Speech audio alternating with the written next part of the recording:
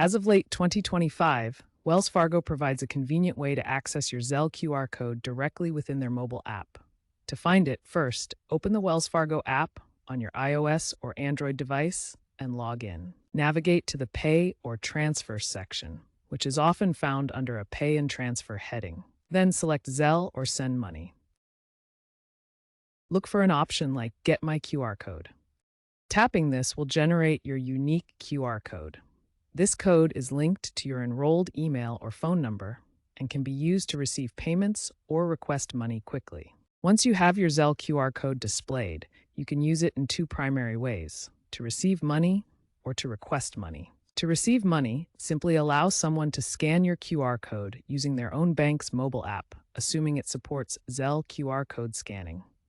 They can then send you the specified amount. To request money, you can show someone your QR code, and their app will prompt them to enter the amount they are sending to you.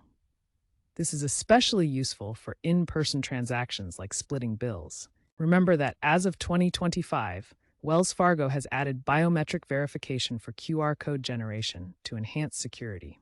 Always verify the recipient before sending to prevent scams.